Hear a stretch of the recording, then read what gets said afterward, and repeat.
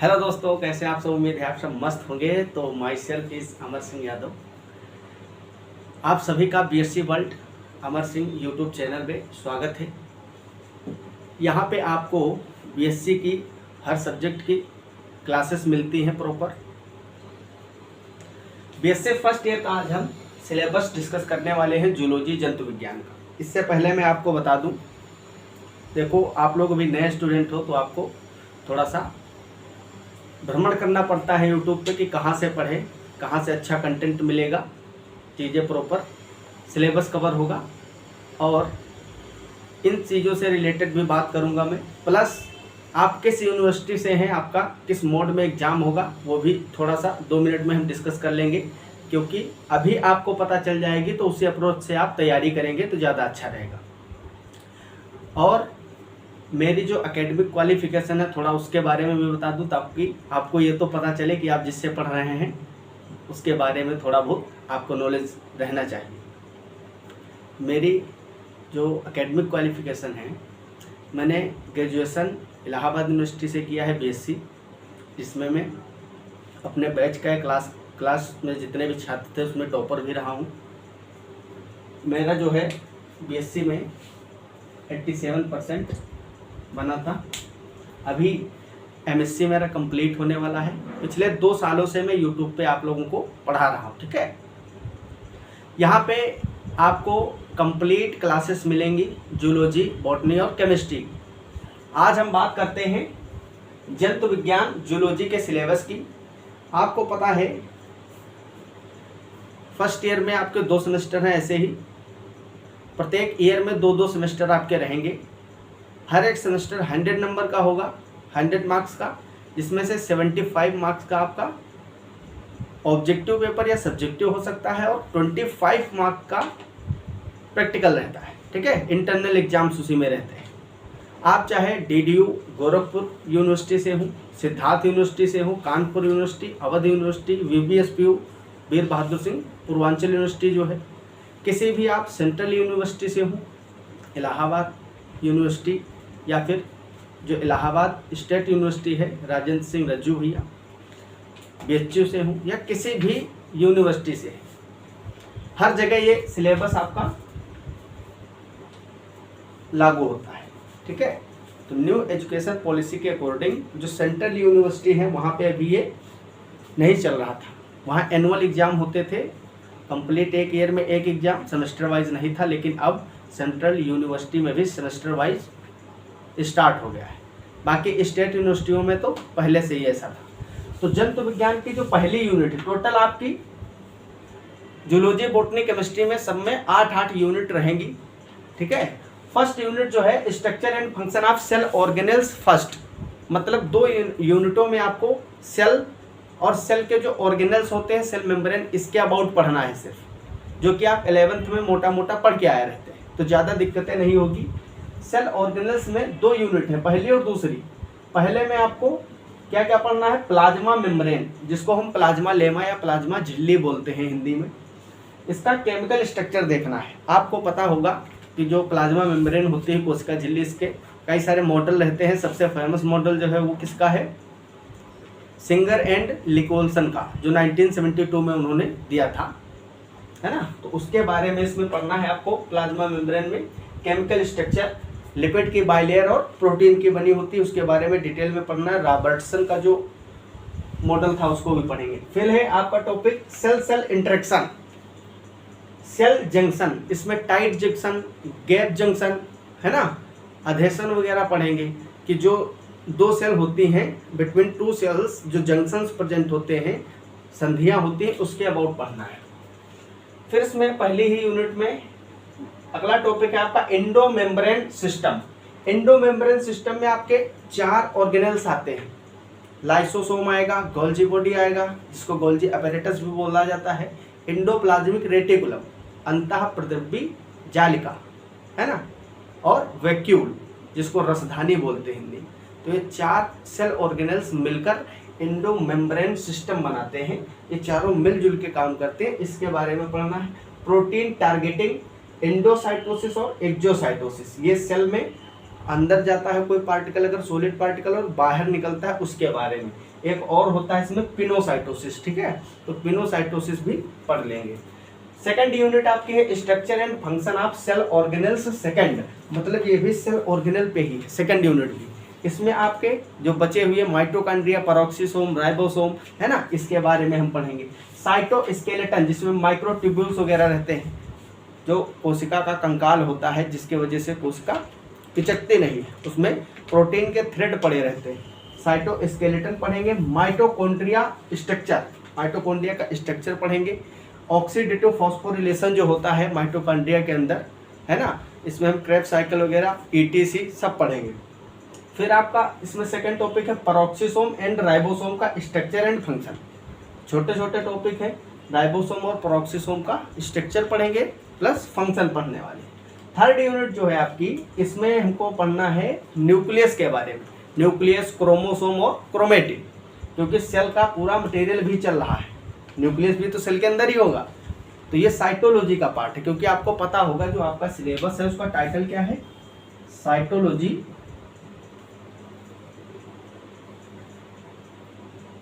Genetics and immunology, immunology. अब देखिए यहाँ पे थोड़ा सा अलग अलग रहता है यूनिवर्सिटीज में।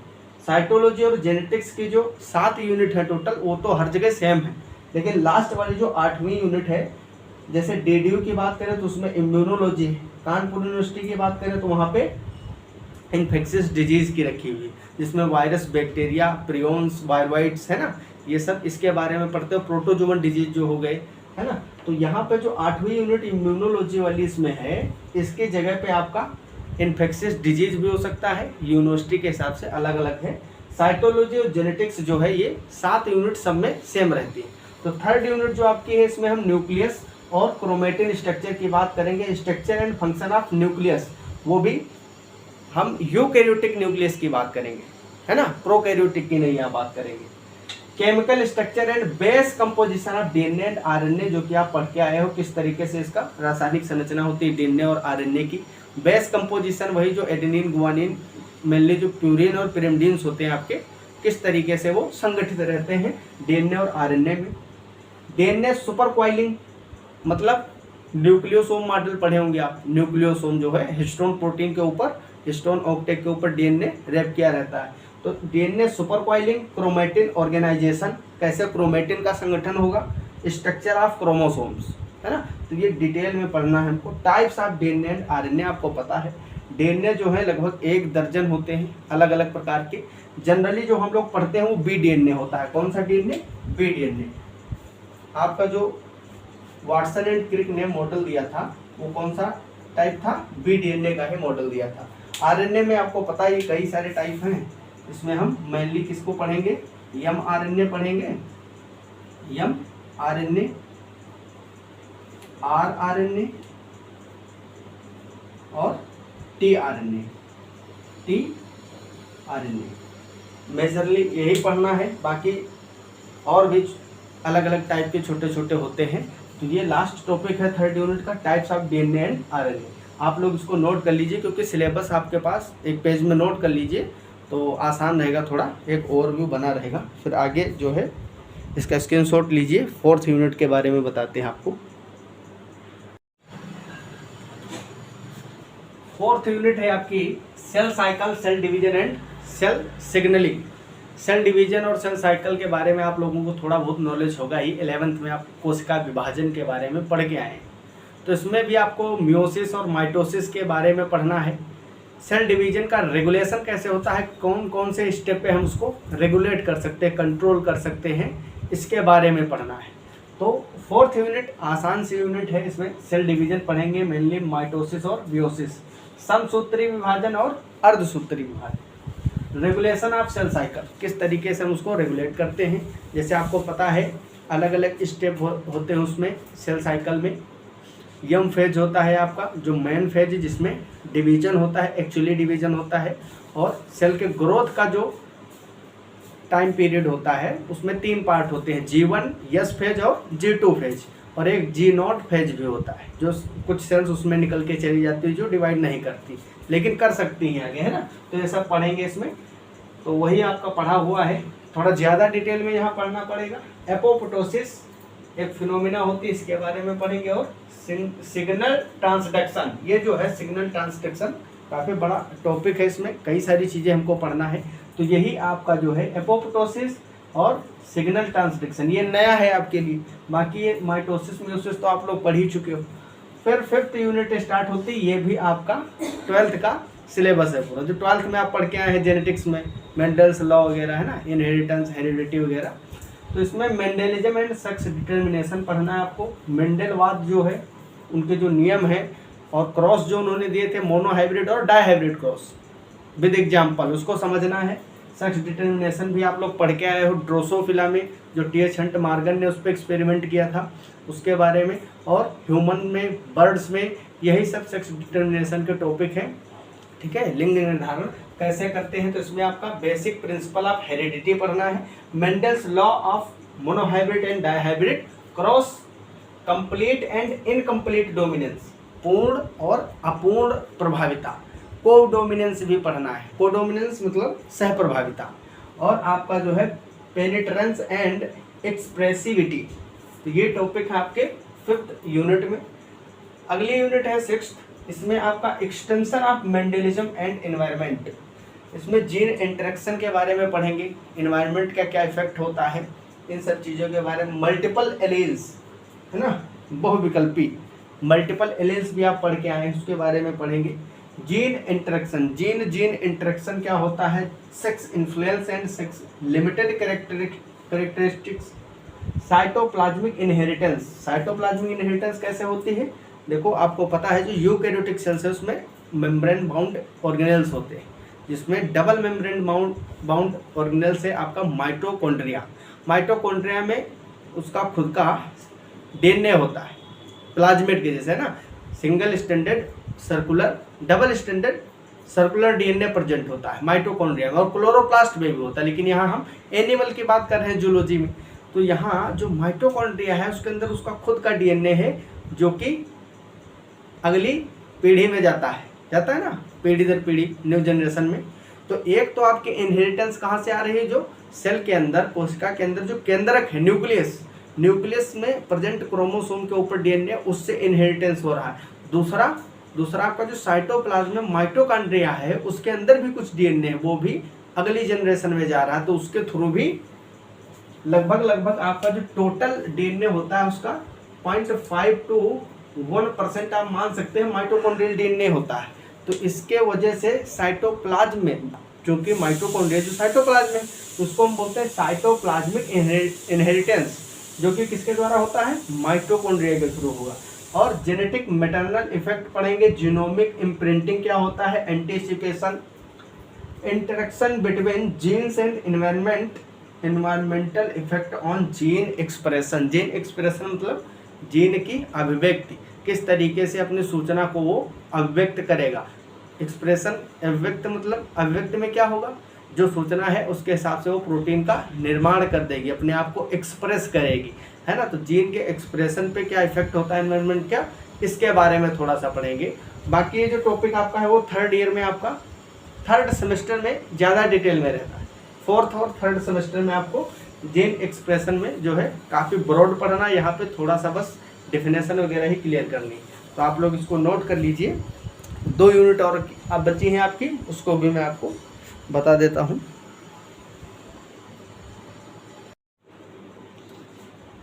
7th यूनिट जो है आपकी human chromosome and pattern of inheritance, छोटी यूनिट है। इसमें हमको ह्यूमन कैरियोटाइप मतलब साइज के आधार पर क्रोमोसोम की अरेंजमेंट, है ना, जो हमारे 23 पेयर क्रोमोसोम होते हैं उनका अरेंजमेंट करते हैं।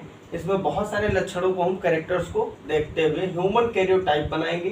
Chromosomal anomalies, structural and numerical aberration with examples. Pedigree analysis, है ना, जिसको आप 12th में पढ़ के आए हैं।